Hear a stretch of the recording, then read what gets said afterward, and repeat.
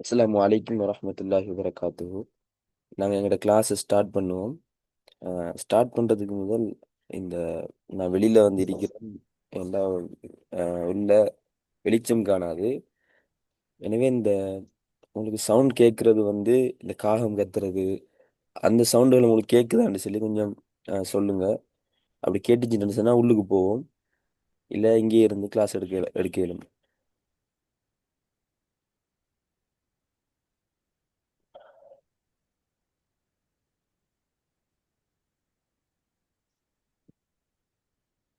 இந்த காகம் கத்துற சத்தங்கள் அதெல்லாம் வந்து கேட்டு டிஸ்டர்ப் ஆயிருக்குதான்னு கொஞ்சம் சொல்லுங்க.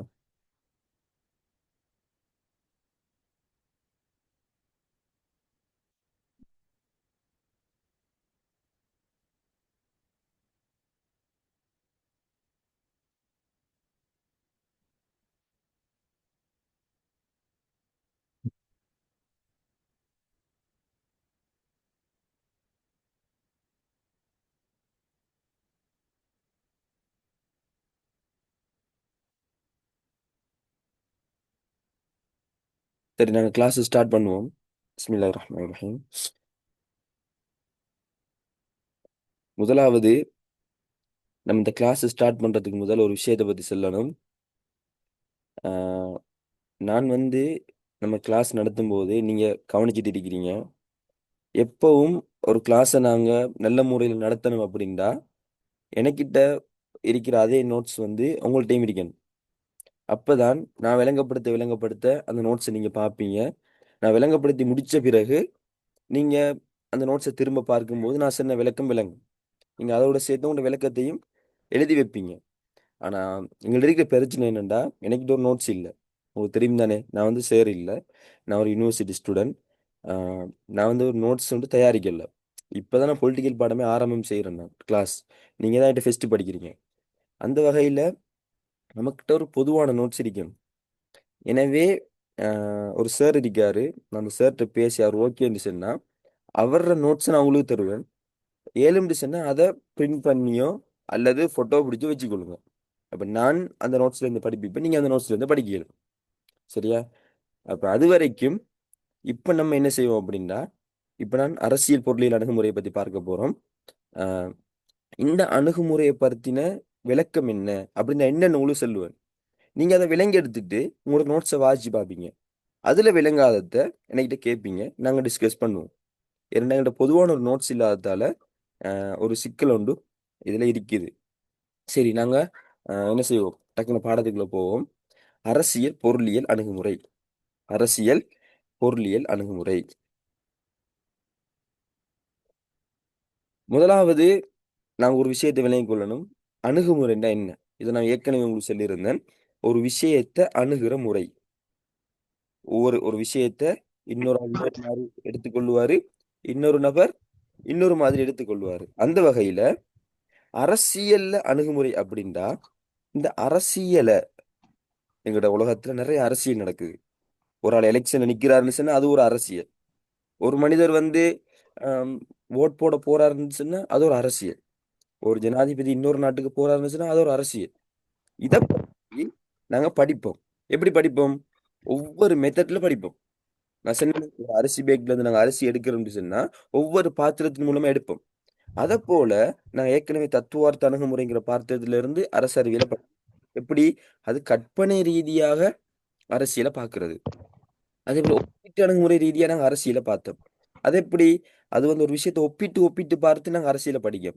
இப்ப நாங்க பார்க்க போறது அரசியல் பொருளியல் அணுகுமுறை. அரசியல் பொருளியல் அணுகுமுறை என்னன்னு பார்க்கறதுக்கு முதல் இந்த பாடம் ஏன் முக்கியங்கிறத நாங்க தெரிஞ்சு கொள்ளணும். ஏனெண்டா இந்த முறை எக்ஸாமுக்கு வரலாம் அப்படின்னு எதிர்பார்க்கிற ஒரு கேள்வியாக இந்த அரசியல் பொருளியல் அணுகுமுறை காணப்படுது. ஏனெண்டா போன முறை என்ன வந்துச்சு? நடத்தியவாதம் வந்துச்சு. அதுக்கு முதலெல்லாம் இப்போ நாங்கள் எக்ஸாம் எழுதும்போது எங்களுக்கு நாங்கள் 2022 23 எழுதினோம். அந்த டைம்ல எங்களுக்கு நடத்தியவாத அணுகுமுறை தான் வந்துச்சு. விஞ்ஞான அணுகுமுறை, நடத்தியவாத அணுகுமுறை வந்துச்சு. இப்ப வந்து திரும்ப அது வருது. அப்ப இதே போல எல்லாமே வந்துட்டு பெரும்பாலும் இந்த தத்துவார்த்த அணுகுமுறை, அதே மாதிரி அரசியல் பொருளியல் அணுகுமுறை, அதே மாதிரி பெண்ணியல் அணுகுமுறை. இந்த கொஞ்சம் அணுகுமுறைகள் தான் இன்னும் வரல. அப்ப அந்த வகையில இந்த அரசியல் பொருளியல் அணுகுமுறை வரலாம். எனவே நாங்க இப்ப அதை பத்தி பார்க்க போறோம். இதுல நீங்க இந்த அரசியல் பொருளியல் அணுகுமுறைங்கிற நோட்ஸை பாடமாக்க போனீங்கன்னா அது சரியான கஷ்டம். ஏழுங்க ட்ரை பண்ணி பாருங்க. அரசியல் பொருளியல் நோட்ஸை இருந்து ஒவ்வொரு சொல்லா பாடமாக்குறதுக்கு. ஏன்னா விளங்காது. நான் ஏழாவில் எழுதும்போது கூட இதெல்லாம் படிக்கவே இல்லை. இந்த அணுகுமுறை எல்லாம் அவ்வளவு கஷ்டமா இருந்துச்சு. அதனாலதான் சில டைம்ல எத்தனை தடவை உங்களுக்கு விளங்கப்படுத்தினா விளங்காது. உங்களோட பிழை இல்லாது அந்த பாடம் அப்படி. இப்ப நாங்க அரசியல் பொருளியல் அணுகுமுறை என்னன்னு பார்ப்போம். இந்த அரசியல் பொருளியல் அணுகுமுறையில நாங்க 3 விஷயத்தை பார்க்க போறோம். முதலாவது, அரசியல் பொருளியல் அணுகுமுறை ஆரம்பத்துல எப்படி இருந்துச்சு? பிள்ளை கொஞ்சம் சொல்லுங்க எனக்கு. அந்த காகத்துல சத்தம் கொஞ்சம் அதிகமா இருக்குது. அ அதிகமா இருக்குது. உங்களுக்கு கேக்குதோ சரியா? இந்த காகத்துல சத்தம் கொஞ்சம் அதிகமா இருக்குது. உங்களுக்கு கேக்குதோ தெரியாது.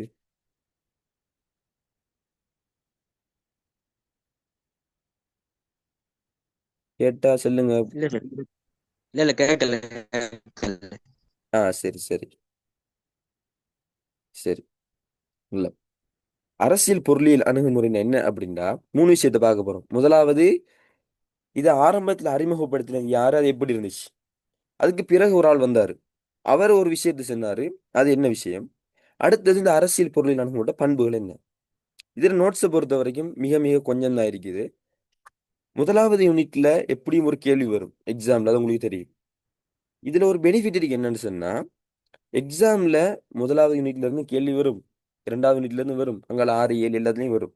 ஆனா 6வது யூனிட் 7வது யூனிட்ல ஒரு கேள்வி வந்தா அதை நீங்க விரிவா எழுதணும், அதிகமா எழுதணும். ஆனா ஃபர்ஸ்ட் யூனிட்ல ஒரு கேள்வி வந்தா அதுல பாயிண்ட்ஸ் கொஞ்சமா இருந்தாலும் நீங்க எழுதினீங்கன்னா உங்களுக்கு 20 மார்க்ஸ் கிடைக்கும்.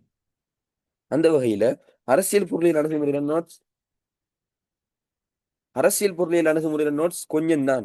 ஆனா இந்த நோட்ஸை நீங்க எழுதினீங்கன்னு சொன்னா அந்த அரசியல் பொருளியல் அணுகுமுறை என்ன, ஆரம்பத்துல எப்படி இருந்துச்சு, அதுக்கு புறவு வந்தால் என்ன சொன்னாரு, இதுல பண்புகள் என்ன, அதை நீங்க எழுதினாலே உங்களுக்கு ஃபுல் மார்க்ஸ் கிடைக்கும்.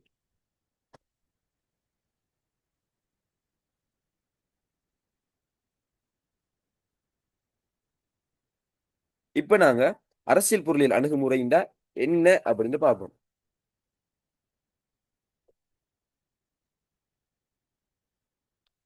சரி, இப்ப நான் ஒரு உதாரணம் சொல்றேன்.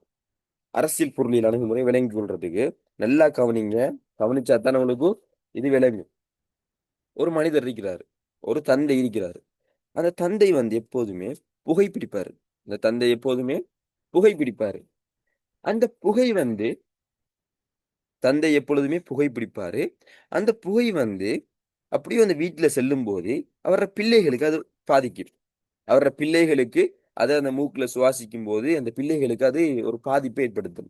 சொல்லுவாங்க, அந்த புகை பிடிக்கிறவர் ஆளை விட அந்த புகையை சுவாசிக்கிறாரே அவருக்கு தான் பாதிப்பு கூடன்னு சொல்லுவாங்க. ஏன்னா அதுல ஒரு நிக்கோடின்கிற பதார்த்தம் இருக்குது. அதுதான் உடம்புக்கு தீங்கு விளைவிக்கும். அது இந்த புகை மூலமாக அதிகமாக இருக்கும்.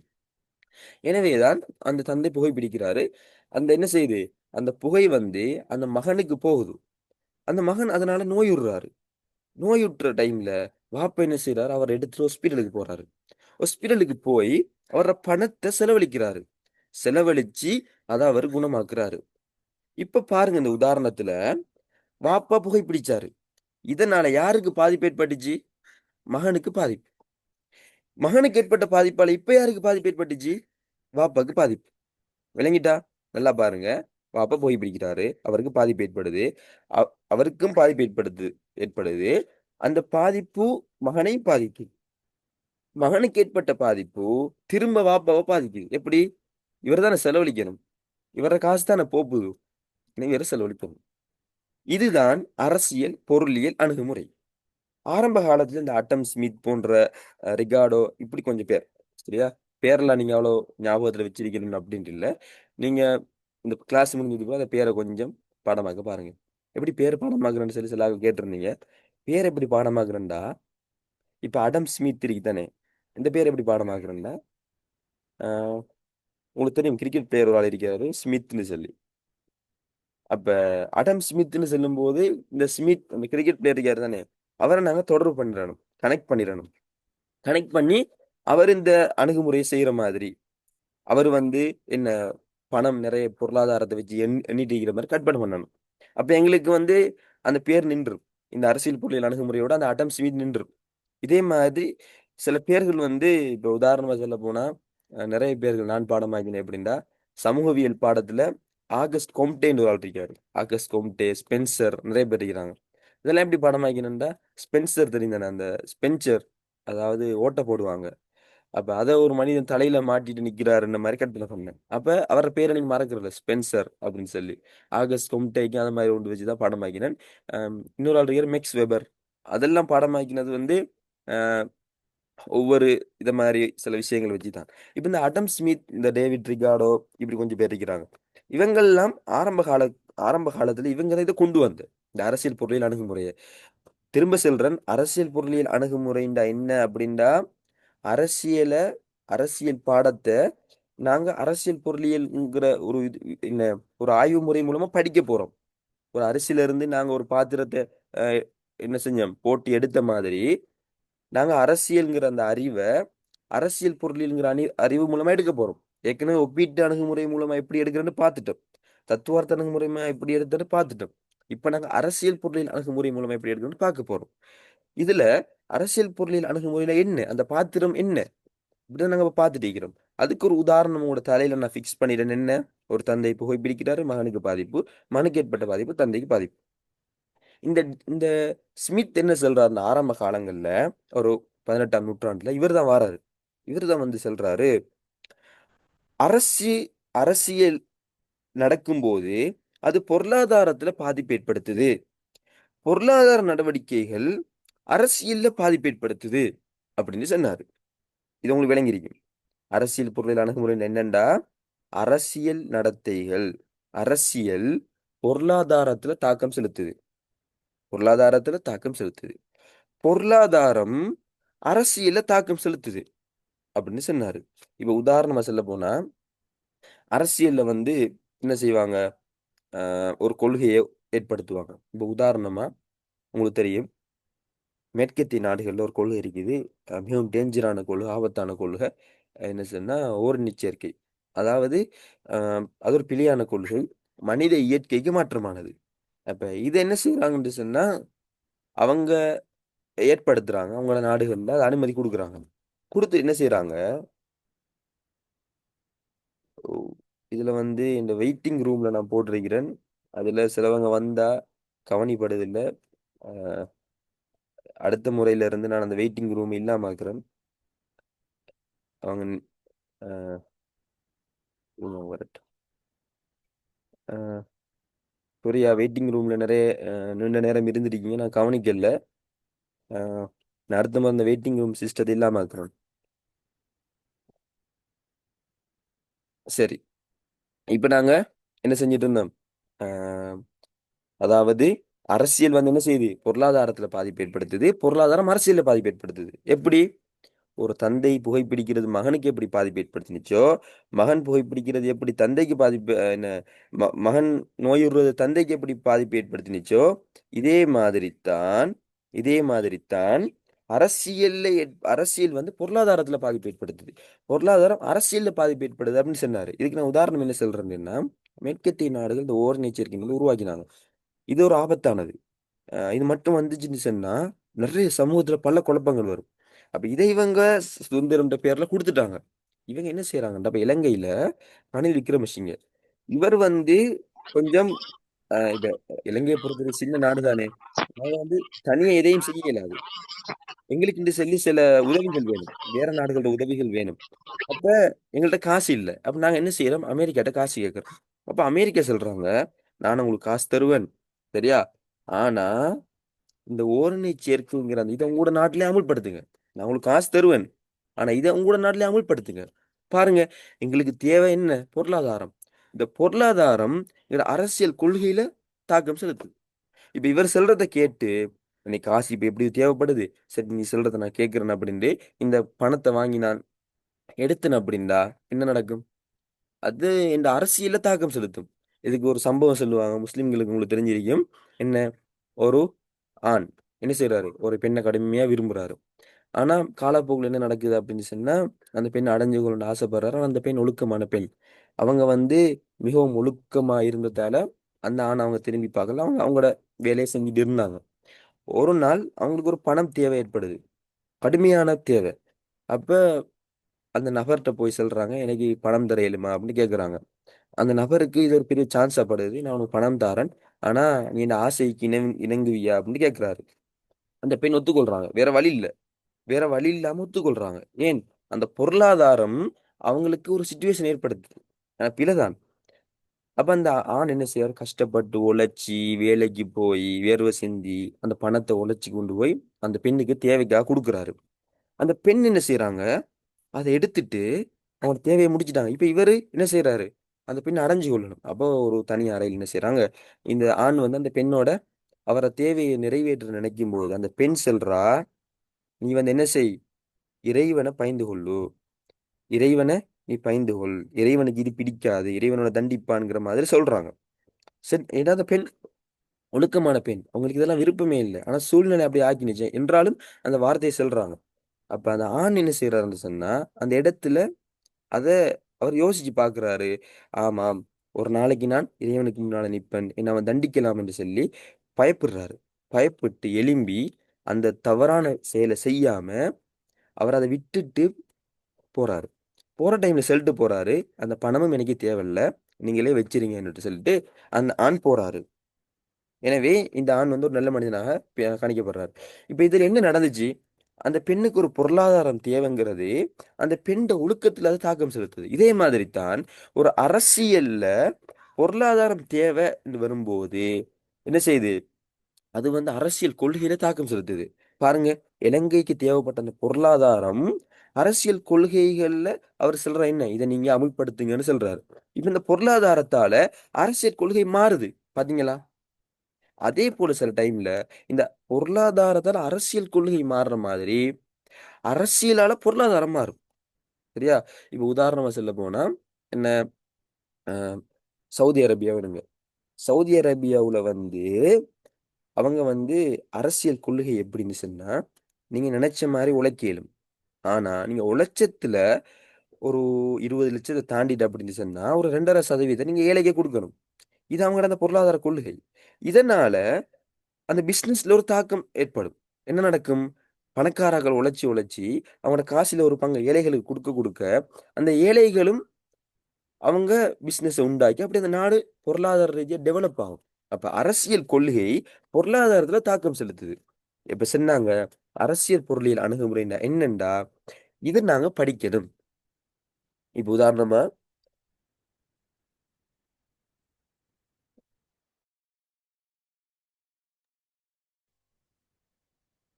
இப்ப உதாரணமா ஆஹ், ஒரு தந்தை என்ன செய்றாரு? சிகரெட் பிடிக்கிறாரு. மகன் என்ன செய்றாரு? அந்த புகைய என்ன நுகர்றாரு. இதனால அவரு வைத்தியசாலைக்கு போறாரு. இதனால வாப்பாக்கு இப்ப பாதிப்பு ஏற்படுது. ஃபர்ஸ்ட்டுக்கு வாப்பா செஞ்சதால மகனுக்கு பாதிப்பு. இப்ப மகன் செஞ்சதால வாப்பாக்கு பாதிப்பு ஏற்பட்டு அவர ஹாஸ்பிட்டல்ல அந்த அவர காசு செலவழிச்சு அந்த வைத்தியத்த குணமாக்குறாரு. இத நாங்க இருந்துட்டு படிக்கிறோம் டோப்பமே. இது நாங்க இருந்துட்டு மகனுக்கு என்னென்ன பாதிப்பு ஏற்பட்டுச்சு, பாப்பாக்கு என்னென்ன பாதிப்பு ஏற்பட்டுச்சு, இன்னும் நாங்க படிக்கிறோம். இதுதான் அரசியல் பொருளியல் அணுகுமுறை. அரசியலால பொருளாதாரத்துக்கு என்ன நடக்குது? பொருளாதாரத்துல அரசியலுக்கு என்ன நடக்குது? இதை நாங்க என்ன செய்யறோம்? படிக்கிறோம். இதைத்தான் அரசியல் பொருளியல் அணுகுமுறைன்னு சொல்லுவாங்க. இது விளங்கிட்டா உங்களுக்கு? விலங்குகள் என்ன சொல்றாங்க? பயப்படாம சொல்லுங்க. இன்னொரு உதாரணத்தின் மூலமா விளங்குவோம்.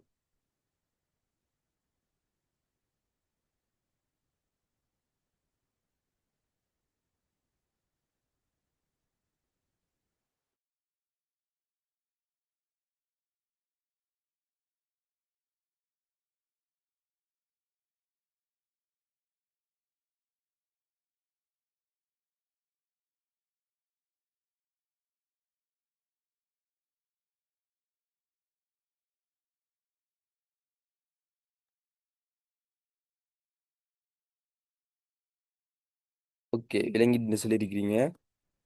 இன்னும் வேண்டாம். இன்னொரு தடவை சொல்லுங்க சார். ஓகே. அரசியல் பொருளியல் அணுகுமுறை. இதுல நீங்க ஒரு விஷயத்த நல்லா விளங்குவீங்க. என்னன்னா, நாங்க நோட்ஸ் இருக்கு தானே எங்கள்கிட்ட. அந்த நோட்ஸை வாசிச்சு அதுல இருக்கிற சொற்கள் என்ன, அது இது என்ன அப்படின்னு நாங்க விளங்க பார்ப்போம். ஆனா அதெல்லாம் ஒரு நான் சொல்லுவேன், அது பழைய ஒரு மெத்தட். இப்ப வந்து அப்படி இல்லை. ஒரு விஷயம்டா அது என்ன சொல்ல வருதுன்னு எங்களுக்கு விளங்கிட்ட அப்படின்டா, இதுதான் விளங்கிட்டுனா அதுதான் முக்கியம். அப்படி விளங்காம நாங்க பாடமாக்குறது ஒரு எப்படி சொல்றது, ஒரு பெரிய ஒரு என்ன கல்லை நாங்க கஷ்டப்பட்டு தூக்குற மாதிரி. அது விளங்கிட்டுண்டா அந்த கல் எங்கட கைக்கு ஒரு பொடிக்கல்ல மாதிரி வந்துடும். அதுக்கு பிறகு என்ன செய்ய இயலும்? இல்ல லேசா இதே இயலும். இப்போ ஒரு வாகனம் இருக்குது, ஒரு பெரிய வேன் இருக்குது. அதை தள்ளுறது கஷ்டம். ஆனா ஸ்டார்ட் பண்ணிட்டோம்னு சொன்னா நாங்க தள்ளவே தேவையில்லை, அது தானாவே போயிடும். இதே மாதிரி தான் நாங்க வந்து ஒரு சப்ஜெக்டை விளங்கிட்டோம்னு சொன்னா இந்த வாகனத்துக்கு வந்து ஸ்டார்ட் பண்ற மாதிரி என்ன செய்யும், தானாவே போயிடும். விலங்கல்லண்டா கஷ்டப்பட்டு தள்ள வேண்டி வரும். எனவே எங்கட கிளாஸ் நோக்கம் விளங்குறது தான். விளங்கிட்டோம்னு சொன்னா எங்களால எதையும் செய்ய இயலும். எனவே நாங்க ஆனா டியூட் வந்ததுக்கு பிறகு நாங்க விளங்குறதோட சேர்த்து நோட் செய்ய பார்ப்போம். ஆனா இப்ப என்ன செய்யறோம், நாங்க வந்து இதை பார்க்கணும். இன்னொரு முறை சொல்லுங்கன்னு சொல்லியிருந்தீங்க, நல்லா விளங்கிக் கொள்ளுங்க. அரசியல் பொருளியல் அணுகுமுறைன்னு சொன்னா இது ஒரு சிகரெட் என்ன ஒரு தந்தை வந்து புகைப்பிடிக்கிற உதாரணத்தை போல. அவர் புகைப்பிடிக்கிறதன் காரணமாக அந்த மகனுக்கு ஒரு பாதிப்பு ஏற்படுது. அவனுக்கு வந்து அந்த என்ன புகை அவன் என்ன செய்யுது, இந்த நுரையீரலுக்குள்ள போய் அது ஒரு பிரச்சனையை ஏற்படுத்தி ஒரு புற்றுநோய் ஏற்படுத்துன்னு வைங்களேன். இப்ப அந்த தந்தை என்ன செய்யறாரு, தந்தையால மகனுக்கு பாதிப்பு. இப்ப இந்த மகனை ஹாஸ்பிட்டல் அட்மிட் பண்றாங்க. இந்த மகனுக்கு யார் செலவழிக்கணும்? வாப்பா. எனவே அந்த மகனால வாப்பாக்கு பாதிப்பு. இதுதான் அரசியல் பொருளியல் அணுகுமுறை. அரசியல் அரசியல் என்ன? இந்த ஓட் போடுறது, இந்த நாங்க படிச்சோம் ஏற்கனவே அரசியல் என்னண்டு. இந்த அரசியலால பொருளாதாரத்துக்கு பாதிப்பு, பொருளாதாரத்தால திரும்ப அரசியலுக்கு பாதிப்பு. இதுதான் அரசியல் பொருளியல் அணுகுமுறை. ஆரம்ப காலத்துல அடம் ஸ்மித்தாக்கள் உருவாக்கின அரசியல் பொருளியல் அணுகுமுறை இதுதான். இங்க இதைத்தான் சொன்னாங்க. அதுக்கு தான் உதாரணம் சொன்னேன். அரசியல்ங்கிறது என்ன, இந்த இவர் அமெரிக்கா சொன்னாங்க, நாங்க இவங்களுக்கு இலங்கைக்கு இப்போ பொருளாதாரம் தேவைப்படுச்சு. பாருங்க, பொருளாதாரம் தேவைப்படுச்சு. இந்த பொருளாதாரம் இலங்கட அரசியல்ல எப்படி தாக்கம் செலுத்துதுன்னு பாருங்க. இலங்கட கொள்கையில எப்படி தாக்கம் செலுத்துதுன்னு பாருங்க. அமெரிக்காட்ட கேட்குறாங்க, அவங்க சொல்லுவாங்க நான் தருவோம், ஆனா அந்த ஓர்னிச்சரிக்கையை உங்களோட நாட்டில் அறிமுகப்படுத்துங்க. ஆனா அவர் ஒத்துக்கொள்ளல. ஏன்னா அந்த டைம்ல இருந்த எல்லா சூழ்நிலை அவர் கஷ்டம், அமல்படுத்துங்க. ஒருவேளை அந்த பொருளாதாரத்துக்காக அவர் ஒத்துக்கொண்டிருந்தா எங்கட நாட்டிலையும் அது அங்கீகாரம் பெற்றிருக்கும். அப்ப அரசியல் கொள்கையை மாத்திருக்கும். அப்ப எங்களுக்கு தேவைப்பட்ட பொருளாதாரம் அரசியல் கொள்கையை மாத்துது. இதே போல இன்னும் சில சந்தர்ப்பங்கள்ல அரசியல் கொள்கை பொருளாதாரத்தை மாத்தும். சரியா? எனவே இப்ப விளங்கிட்டா, அரசியல் பொருள் அணுகுமுறைங்கிறது விளங்கிட்டா? விளங்கினா நாங்க என்ன செய்வோம், ஆஹ் அடுத்த கருத்துக்கு போயிட்டு பண்புகள் அடக்கணும் முடிச்சிடுவோம். இன்னும் 10 மினிட்டால ஜூம் முடிய போகுது. திரும்ப ஜாயின் ஆகலாம். அஹ் விளங்கிட்டா?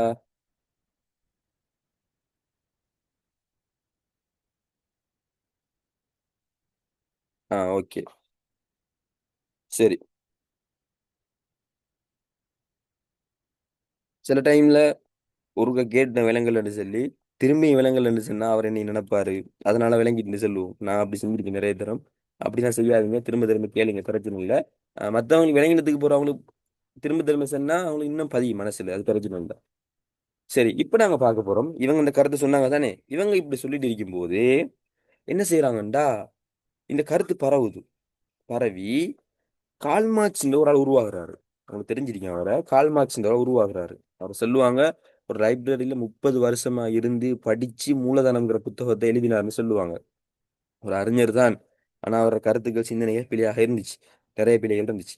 அப்ப அவர் வந்து என்ன செய்யறாரு, அரசியல் பொருள் முதல்வாதம் உருவாக்குறாரு. நீங்க இதை சொல்லலாம் பார்த்து குழம்ப தேவையில்ல, கஷ்டப்பட தேவையில்ல. நாங்க இப்ப அரசியல் பொருளியல் அணுகுமுறை என்னன்னு விளங்கிட்டோம். அரசியல் பொருளியல் அணுகுமுறைன்னா என்னன்னு விளங்கிட்டோம். இவர் எக்ஸ்ட்ராவா சொன்ன என்னண்டா, இவர் எக்ஸ்ட்ராவா சொன்ன விஷயம் என்னண்டா, இவர் உருவாக்கிய வரலாற்று பொருள் முதல்வாதம். அரசியல் பொருளியல் அணுகுமுறை என்னன்னு விளங்கிட்டோம். யாரு சொன்ன? ஸ்மித், ரிகார்டோ போன்றாக சொன்னாங்க. அதுல உதாரணத்தை வச்சு அது என்னன்னு விளங்கி வச்சிருக்கிறோம். அப்படி வச்சுக்கோங்க. இவர் வந்து என்ன சொல்றாரு எக்ஸ்ட்ராவா, இதுல வந்து நாங்க வெறுமனே ஒரு பொருளாதாரம் எப்படி அரசியல பாதிப்பு செலுத்துது, அரசு எப்படி பொருளாதாரத்துல பாதிப்பு செலுத்துது மட்டும் நாங்க பார்க்க போறோம். மாறாக ஒரு பொருளாதாரம் சொன்னா அதை மிக டீட்டெயிலா பார்க்கணும்னு சொன்னாரு. இதை நாங்க மிக டீட்டெயிலா பார்க்கணும். வெறும் ஒரு பொருளாதாரம் ஒரு பிரச்சனைன்னு சொன்னா அது சும்மா அந்த பிரச்சனை வரல. சும்மா ஒரு நாடு இருக்குது, அந்த நாட்டுல அதிகமான ஏழைகள் இருக்கிறாங்க, அதிகமா பணக்காரர் இருக்கிறாங்கன்னு சொன்னா இதை நாங்க மேலோட்டமா எப்படி இந்த இது மேலோட்டமா நாங்க பார்க்க கூடாது. இதுக்கு என்ன காரணம்? அடிப்படையில் நாங்கள் ஆராயணும். இதுல வரலாறு என்ன? இது ஏன் இப்படி நடந்தது? இதுல பின்னணி என்ன? இதுக்கு தாக்கம் செலுத்தின கொள்கை என்ன? வர்க்கங்கள்னா என்ன? இப்படி கொஞ்சம் டீட்டெயிலா பார்க்கணும் அப்படின்னு சொன்னதுதான் இந்த வரலாற்று பொருள் முதல் வாதம். ஏற்கனவே நாங்க பார்த்தது உங்களுக்கு அப்படியே இருக்கட்டும். அரசியல் பொருளில் அணுகுமுறை. இவர் வந்து சொல்ற விஷயம் நாங்க என்ன செய்வோம்? இதை கொஞ்சம் டீட்டெயிலா பார்ப்போம். கொஞ்சம் டீட்டெயிலா பார்ப்போம் அப்படின்னு தான் இவர் சொல்றாரு. இவர் என்ன சொல்றாரு? இப்ப எங்கள்ட்ட நாடு இருக்குது. இந்த நாட்டுல நிறைய ஏழைகள் இருக்கிறாங்கன்னு வைப்போமே. நிறைய ஏழைகள் இருக்கிறாங்கன்னு வைப்போம். அந்த கடும் பஞ்சமா இருக்குது. மனிதர்கள் பசியின் காரணமாக என்ன செய்றாங்க? குற்றச்செயல்களில் ஈடுபடுறாங்க, களவெடுக்கிறாங்க. இதெல்லாம் நடக்குது. இப்ப நாங்க என்ன மக்கள் களவெடுக்கிறாங்க. எனவே அவங்களுக்கு பொருளாதாரம் இல்லாம இருக்குது. எதுக்கு காரணம்? அரசியல் தான்.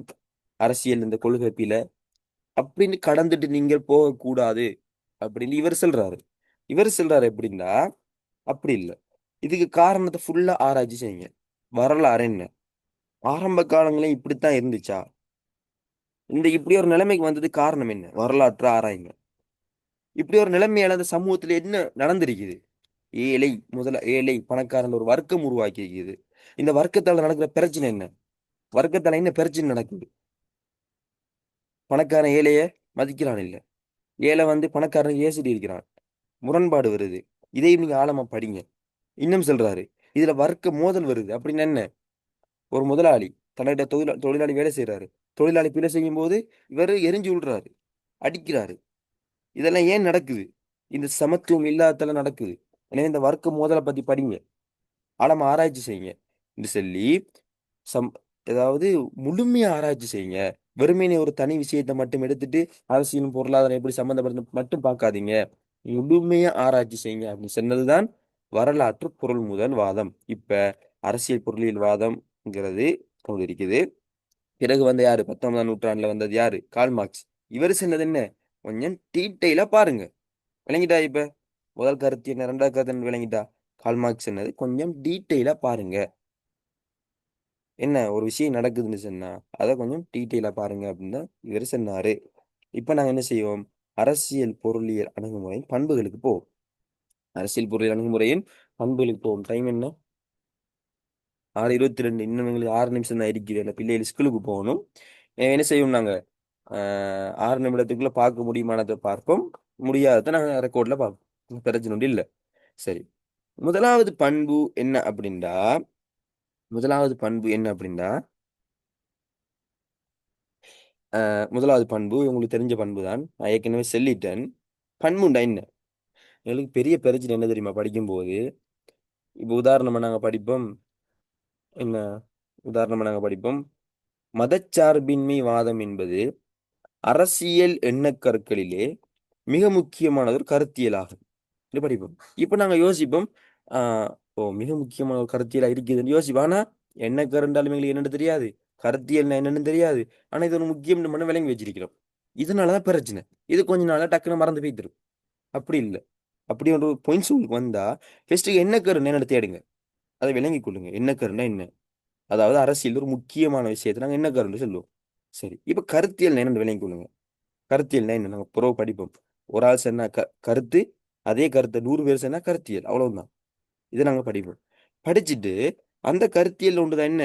மதச்சார்பின்வாதம் படிப்போம். அதே மாதிரி தான் அரசியல் பொருளியல் அணுகுமுறை என்ன ஒரு விஷயமா இருந்தாலும் சும்மா படிச்சுட்டு போகாதீங்க. விளங்க பாருங்க. இது என்ன? அப்படி விளங்கினா தான் உங்க நடைமுறையில் பல உதாரணங்கள் விளங்கு. அது விளங்காட்டி உங்களுக்கு உதாரணம் கூட வராது. சரியா? எனவே விளங்கி எடுக்க பாருங்க. இப்போ எங்களுக்கு இன்னும் எத்தனை நிமிடங்கள் இருக்குது? அஹ் இன்னும் 6 நிமிடங்கள் இருக்குது. இப்போ நாங்கள் என்னத்தை பார்க்க போறோம்? ஃபர்ஸ்ட் பண்பை பார்க்க போறோம். இதுல நான் வச்சுக்கிற நோட்ஸ் உங்கள்ட்ட இருக்குதான்னு எனக்கு தெரியாது. நாங்க வந்து பொதுவான ஒரு நோட்ஸுக்கு வருவோம். அதுக்கு முதல் அஹ், என்ன சும்மா விளங்கிக் கொள்ளுங்க. இது ஒரு பண்பு. புரிச்சு கொள்ளுங்க. சொன்ன நோட்ஸ்ல என்ன பண்புன்னு சொன்னா, இப்ப ஒரு மனிதர் இருக்கிறாரு.